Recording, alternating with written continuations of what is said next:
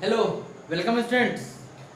मैं रविकांत सिंह आप सभी लोगों का अपने इस यूट्यूब चैनल पे स्वागत करता हूं। तो जैसा कि हम लोग प्रीवियस क्लास में इलेक्ट्रिसिटी चैप्टर पढ़ रहे हैं, तो हमने कुछ चीज़ें बताई थी, आज उसी को आगे कंटिन्यू करते हैं।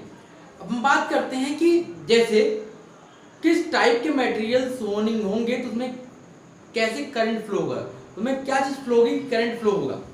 जैसे बात कर लेते हैं, जैसे ये क्या है, अगर हमने कंडक्टर्स लिया हुआ है, मतलब नेचर ऑफ मटेरियल क्या है, कंडक्टर है, ठीक। उसमें करंट किसकी वजह से प्रोड्यूस होगा, उसमें जो करंट प्रोड्यूस होगा वो मोशन ऑफ इलेक्ट्रॉन के चलने से करंट प्रोड्यूस होगा। इलेक्ट्रॉन चलेगा, उसके जस्ट अपोजिट डायरेक्शन में करंट फ्लो होगी, ठीक। ऐसे ही अगर हमने वैक्यूम ट्यूब्स लिया है, इसके बारे में आप लोग 11th में पढ़ेंगे, 11th 12th में पढ़ेंगे, वहां पे भी वैक्यूम ट्यूब्स में भी क्या होता है, मोशन ऑफ इलेक्ट्रॉन के कारण करंट प्रोड्यूस होती है। अब तीसरा क्या है, सेमीकंडक्टर भी आप 12th में पढ़ोगे। सेमीकंडक्टर आगे एक सेमीकंडक्टर फिजिक्स बन जाती है, ठीक है। जैसे हम लोग कंडक्टर इंसुलेटर पढ़ते हैं, उस तरह बीच में आता है सेमीकंडक्टर। सेमीकंडक्टर में करंट प्रोड्यूस किसके कारण होती है, वो होती है इलेक्ट्रॉन्स और होल्स के कारण। अब इलेक्ट्रॉन होल्स क्या होते हैं, इलेक्ट्रॉन जब हटता है तो उसकी जगह एक होल क्रिएट हो जाता है, तो उनकी वजह से करंट फ्लो होती है, ठीक। ऐसे ही इलेक्ट्रोलाइट्स हैं, इलेक्ट्रोलाइट्स में जो करंट फ्लो होती है वो होती है motion of positive and negative ions. जैसे जो आपका लिक्विड सेल होता है, जो बैटरी हम बनाते हैं, सेल जो हम लोग लैब में वो सेल बनाते हैं, लेग्रांजे सेल या रेडियन सेल, उसमें क्या होता है, आयंस के कारण करंट प्रोड्यूस होती है, ठीक है। और ऐसे डिस्चार्ज, जैसे वैक्यूम ट्यूब होता है, इसलिए डिस्चार्ज ट्यूब होता है, तो इसमें भी इलेक्ट्रिसिटी जो करंट जो फ्लो होगी, प्रोड्यूस होगी, वो किसके कारण होगी, वो प्रोड्यूस होगी आयंस और पॉजिटिव और नेगेटिव आयंस के कारण होगी, ठीक। चलिए अब हम बात करते हैं कि एक दो क्वेश्चन कर लेते हैं, जो प्रीवियस क्लास में मैंने कुछ फॉर्मूले बताए थे आपको। देखिए यहाँ क्वेश्चन कहता है, if a current of 3.2 ampere per second, अगर 3.2 एम्पियर पर सेकंड की करंट फ्लो हो रही है थ्रू अ कंडक्टर, किसी कंडक्टर में से, calculate the number of electrons passing through the wire. अब कितने नंबर ऑफ इलेक्ट्रॉन्स पास हो रहे हैं, क्योंकि कंडक्टर लिया है तो इसका मतलब इलेक्ट्रॉन के फ्लो के कारण करंट प्रोड्यूस होगी, तो करंट तो दिया हुआ है, अब हमें नंबर ऑफ इलेक्ट्रॉन्स फाइंड करना है। तो देखो कैसे निकालेंगे, जैसे हमने एक फॉर्मूला बताया था आपको, Q is equal to NE, ठीक है, and I is equal to Q by T, ये बताया था Q इक्वल टू IT। अब देखो हमें ये 3.2 एम्पियर पर सेकेंड, तो देखो हमें यहाँ पे क्या दिया है, देखो ये दिया क्या है, I दिया हुआ है, I कितना दिया हुआ है, 3.2 एम्पियर, टाइम दिया हुआ है, कितने सेकंड के लिए फ्लो कर रही है, 1 सेकंड के लिए, और इलेक्ट्रॉन का चार्ज हमें पता है क्या होता है, 1.6 into 10 to the power minus 19 का निगेटिव चार्ज होता है, ठीक। तो हम लोग इसकी क्यू की जगह एन रख देते हैं, यहां से देखा जाए I is equal to NE by T, यहां से n निकल जाएगा, क्या हो जाएगा, IT बाई E। अब देखो I क्या है हमारा 3.2 इंटू T 1 सेकेंड लिया, और E क्या हो गया 1.6 into 10 to the power minus 19, तो 16 पूजा हो जाएगा, n इक्वल टू हो जाएगा 2 into 10 to the power 19 electron. इतने इलेक्ट्रॉन पास कर रहा होगा उस वायर से, ठीक है। ये नंबर ऑफ इलेक्ट्रॉन्स है जो उस वायर से पास हो रहा है, जिसके कारण से 3.2 एम्पियर पर सेकंड का करंट प्रोड्यूस हो रहा है। ओके, नोट कीजिए, फिर आगे चलते हैं।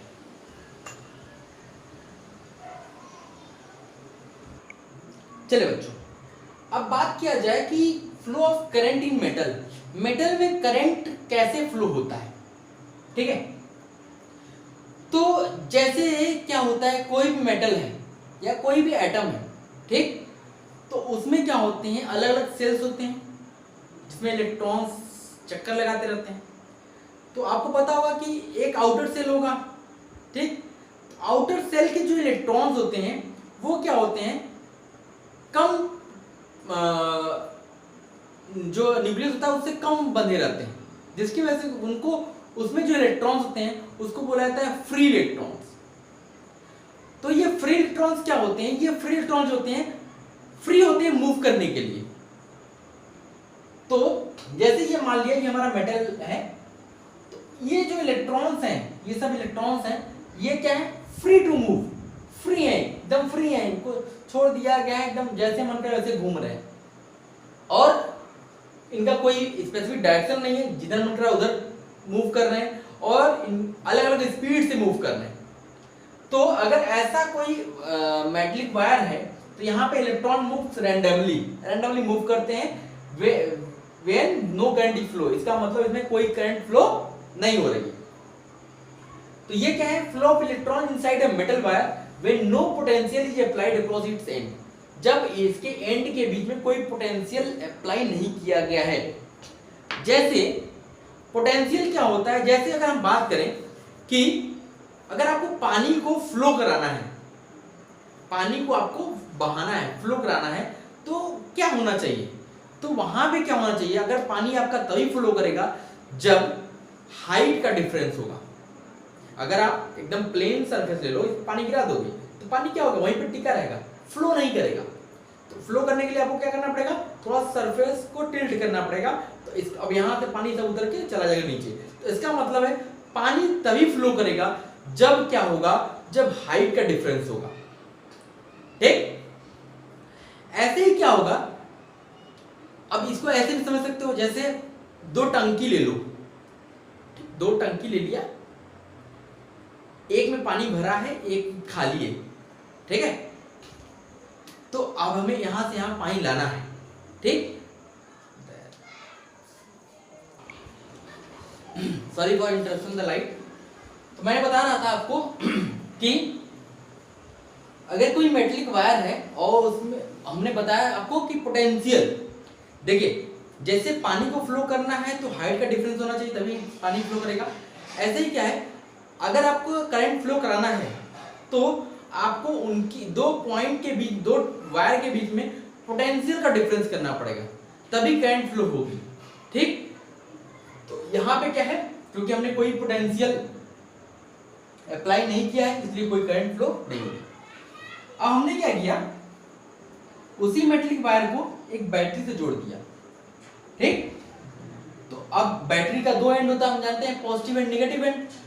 तो पॉजिटिव और नेगेटिव एंड है, तो इसका मतलब होता है जैसे आप एक सेल ले, जो आपकी घड़ी में लगने वाली बैटरी होती है, वो सेल लोगे रेड वाली जो आती है एवरेडी की, तो उसमें आपको लिखा होता है 1.5 वोल्ट, 1.5 वोल्ट, और एक तरफ होता है पॉजिटिव, एक तरफ होता है नेगेटिव। इसका मतलब समझते हैं?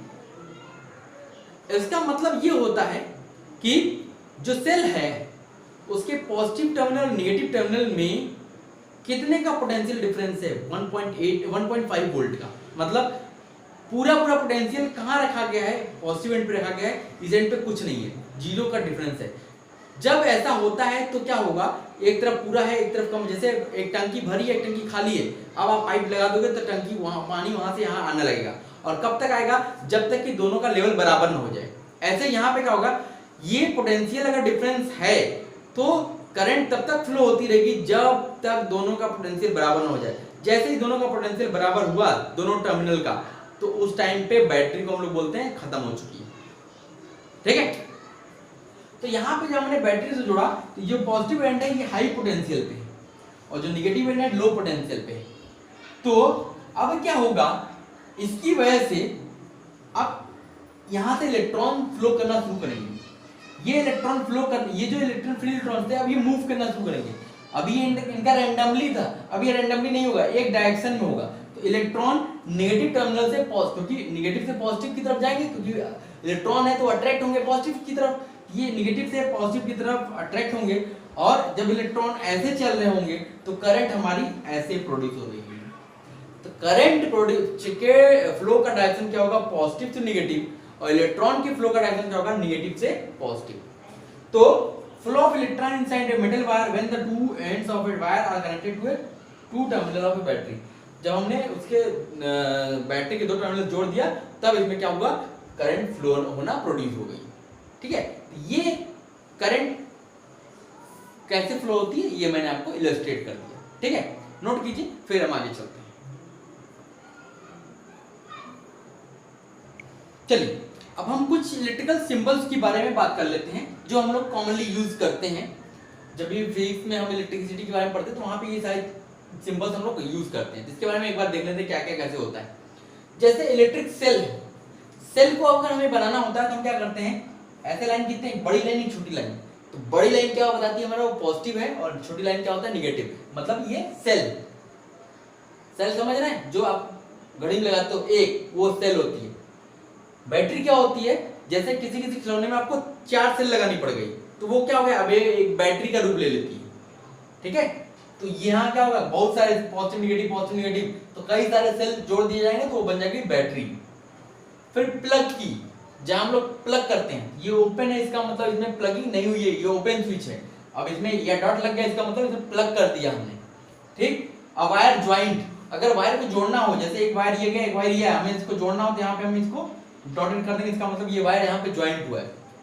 अगर वायर क्रॉसिंग विदाउट ज्वाइनिंग, अगर हमें वायर क्रॉस करना है बिना ज्वाइन किए, हम लोग क्या करेंगे, एक वायर ये हो गया, अब इसको लगा के इसको ऊपर से ऐसे ले जाएंगे, तो ये वायर ऐसा है कि इसको टच नहीं कर रहा है, बिना टच किए हम लोग इसको क्रॉस करा दिया। ठीक है, ये वायर क्रॉसिंग विदाउट ज्वाइनिंग, बिना ज्वाइन किए इसको क्रॉस करा दिया। फिर ऐसे इलेक्ट्रिक बल्ब को हम लोग ऐसे भी दिखाते हैं और बल्ब भी बना देते हैं। तो जो भी इलेक्ट्रिकल सिंबल्स आप यूज करना चाहे वो कर सकते हो। Register of resistance R, resistance R का रजिस्टर जो होता है उसको ऐसे बनाया जाता है, जिगजैग। ये आपका रजिस्टर होता है। वेरिएबल रेजिस्टेंस क्या होता है, वेरिएबल रेजिस्टेंस या रिहोस्टेट, इसको आप लैब में यूज करते हो।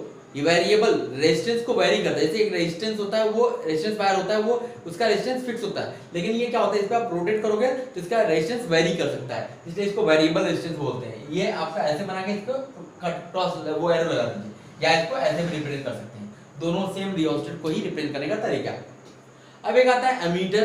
एमीटर क्या होता है, एमीटर करंट मेजर करने का एक इंस्ट्रूमेंट होता है, इसको हम लोग ऐसे दिखाते हैं, ए लिख के एक प्लस एक माइनस, मतलब इसका पॉजिटिव नेगेटिव एंड होता है जो बैटरी के पॉजिटिव नेगेटिव से जुड़ेगा। ऐसे ही वोल्टमीटर होता है, ये वोल्टेज मेजर किया जाता है, इसको भी पॉजिटिव नेगेटिव हमने जोड़ दिया। फिर एक होता है फ्यूज, जो आप घरों में यूज करते हो, अब तो नहीं होता है, अब तो हम लोग क्या यूज करते हैं, वो कटआउट्स यूज होते हैं, ऑटोमेटिक कटआउट्स आ चुके हैं।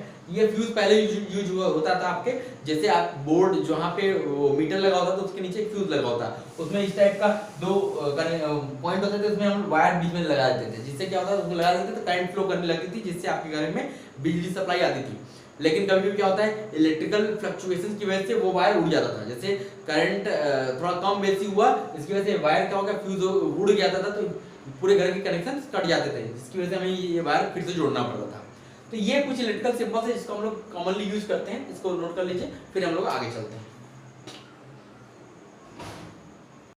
हम बात करते हैं, अब हम अपने मेन टॉपिक पे आते हैं। मेन जो हमारा था इस चैप्टर में जो हम लोग को मेन पढ़ना है वो पढ़ना है ओम्स लॉ।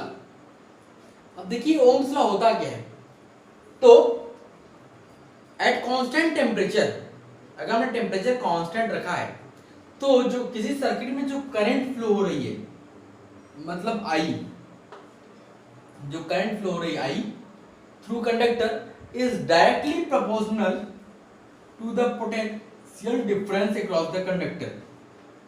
कंडक्टर के बीच में जो दोनों एंड के बीच में पोटेंशियल डिफरेंस है, फ्लो होने वाली करंट उस पोटेंशियल डिफरेंस के डायरेक्टली प्रोपोर्शनल होती है। अब ये कहा जाए I is proportional to V, या ये कहा जाए V is proportional to I, कोई डिफरेंस नहीं, क्योंकि V बढ़ने से I बढ़ेगा, V घटने से I घटेगा, जैसे ही I बढ़ने से V बढ़ेगा, I घटने से V घटेगा। तो यहां से V प्रोपोर्शनल टू I, जब आपको पता होगा कि जब प्रोपोर्शनलिटी साइन हटाते हैं तो एक कांस्टेंट टर्म जुड़ जाता है, तो यहां पे एक कांस्टेंट आता है R, या V is equal to IR, जहां पे जो ये R है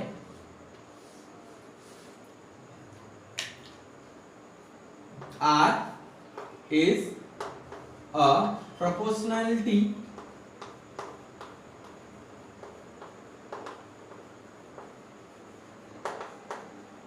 कांस्टेंट। ये क्या है, एक प्रोपोर्शनलिटी कांस्टेंट है। इस R को क्या बोला जाता है, इस R का नाम क्या है, रेजिस्टेंस। इस आर का नाम क्या है? रेजिस्टेंस। इस आर को रेजिस्टेंस बोला जाता है। और रेजिस्टेंस किसका? ऑफ कंडक्टर, क्योंकि करंट कहां फ्लो हो रही है? कंडक्टर में। तो ये रेजिस्टेंस किसका होगा? कंडक्टर का होगा। ठीक है। तो अब हम बात करते हैं कि ये रेजिस्टेंस जो होता है, अब इसके यूनिट की बात कर लेते हैं, या अभी चलिए यूनिट की बात कर लेते हैं। Unit of resistance.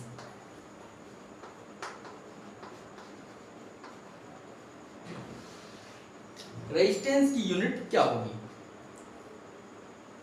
तो यहां से देखा जाए, यहां से आर की वैल्यू निकाल दो। आर की वैल्यू क्या हो जाएगी? V अपॉन आई। अब V का यूनिट जो होता है, V को किस में नापते हैं भैया? वोल्ट में। I को किस में नापते हैं? एम्पियर में। तो R की यूनिट हो गई वोल्ट पर एम्पियर। इसी को बोला जाता है ओम। इसका मतलब इसका यूनिट क्या हो गया? यूनिट हो गया ओम। इसको इस सिंबल से भी डिनोट करते हैं। ये ओम है। ठीक है। इसको बोलते हैं आर का यूनिट। मैथ में इसको ओमेगा हम लोग पढ़ते हैं, लेकिन यहां पे ओम पढ़ते हैं। ठीक है। तो ये नोट कर लीजिए। फिर हम 1 ओम को डिफाइन करेंगे। 1 ओम होता क्या है? जैसे ये तो हो गया, यूनिट हो गया, आर हो गया। अब हमें अगर बोले कि डिफाइन 1 ओम, तो उसको कैसे डिफाइन करेंगे ये हम देखते हैं। इसको नोट कर लीजिए।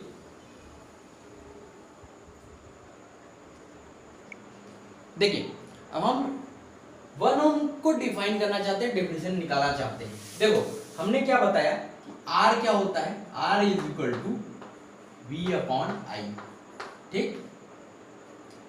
तो अगर यहां पे V को हम लोग ले लें 1 वोल्ट, ठीक, और I को ले लें 1 एम्पियर, ठीक, तो ये हो जाएगा R इज इक्वल टू क्या हो जाएगा? 1 volt upon 1 ampere, that means 1 ओम। ठीक। अब 1 ओम को डिफाइन करते हैं। व्हेन 1 एम्पियर, देखिए इसी फॉर्मूले से हम डिफाइन कर रहे हैं। Current flows through a conductor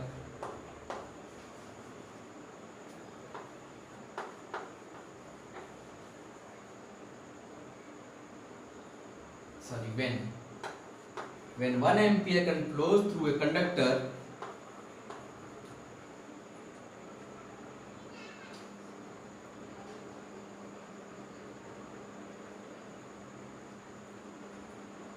which has a potential difference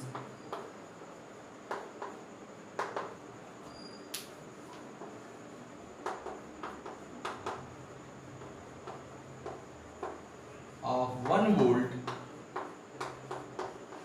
through its ends, then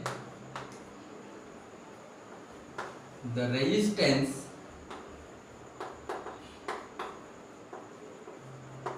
of that conductor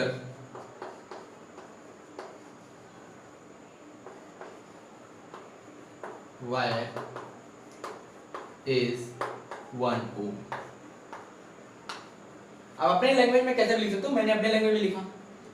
देखो क्या कहता है कि अगर when 1 ampere current flows through a conductor, 1 ampere current flow हो रही हो कंडक्टर से, which has a potential difference of 1 volt, जिसके एंड के बीच में पोटेंशियल डिफरेंस कितना हो? 1 वोल्ट का हो, तो जो रेजिस्टेंस होगा उस कंडक्टर के वायर का वो कितना होगा 1 ओम होगा। यही 1 ओम की डेफिनेशन हो गई। आप इसी के अकॉर्डिंग बना लोगे तो आपको चीजें समझ में आएंगी। 1 वोल्ट का पोटेंशियल डिफरेंस जब 1 एम्पियर करंट फ्लो हो रही है उस सर्किट में तो उस रेजिस्टेंस उस वायर का रेजिस्टेंस कितना होगा 1 ओम होगा। तो नोट कीजिए, फिर आगे चलते हैं। देखिए हम बात करते हैं कि जैसे अब क्या क्या रिजल्ट हमने ओम्स लॉ के पढ़े। देखिए पहला रिजल्ट ये था current flowing through a conductor, जो करंट होता है वो डायरेक्टली प्रोपोर्शनल होता है किसके पोटेंशियल डिफरेंस के। इसका मतलब है कि अगर हमने एक ग्राफ बनाया, इस पे हमने I ले लिया, इस पे हमने V ले लिया, ठीक है। तो जो ग्राफ बनाएंगे तो ये जो लाइन आएगा, ये जो लाइन आएगा ये क्या बताएगा, इसका स्लोप जो बताएगा, ये जो इसका स्लोप होगा ये क्या बताएगा, यही आपका रेजिस्टेंस होगा। क्योंकि I बढ़ाने पे V बढ़ रहा है, देखिए हर एक पॉइंट पे I बढ़ाएंगे तो V बढ़ेगा, I बढ़ाएंगे तो V बढ़ेगा। तो इसका स्लोप क्या बताएगा, इसका स्लोप बताएगा V अपॉन I, क्योंकि कहीं पे भी स्लोप निकाले जैसे यहाँ पे निकालते हैं ये V अपॉन I क्या बताएगा R, यहाँ पे V अपॉन I R, तो इसका स्लोप क्या बताएगा, ये रेजिस्टेंस को बताएगा। अगर आप देखते हैं कि अगला रिजल्ट क्या था, when the potential difference in a circuit is constant, अगर हमने पोटेंशियल डिफरेंस को कांस्टेंट रखा हुआ है, V को कांस्टेंट कर दिया, तो देन करंट इज, जो करंट होगी वो इनवर्सली प्रोपोर्शनल हो जाएगी किसके रेजिस्टेंस के। अगर हमने V को कांस्टेंट कर दिया तो I किसके इनवर्सली प्रोपोर्शनल हो जाएगी R के। I is inversely proportional to R, मतलब रेजिस्टेंस बढ़ाने पे करंट घटेगा, रेजिस्टेंस घटाने पे करंट बढ़ेगा। अगला क्या है, the ratio of potential difference to the current, जो रेशियो होगा पोटेंशियल डिफरेंस का और करंट का, ये क्या आता है, एक कांस्टेंट आता है, और वो कांस्टेंट किसके इक्वल आता है, वो कांस्टेंट आता है R के इक्वल। तो V अपॉन I क्या होता है, कांस्टेंट होता है। ये हमने 3 रिजल्ट यहां से ये पढ़े ओम्स लॉ, ठीक है। तो नोट कर लीजिए। आज की क्लास में बस इतना ही, फिर अगली क्लास में हम लोग मिलते हैं, जिसके आगे की चीजें कंटिन्यू करते हैं। Okay, thank you.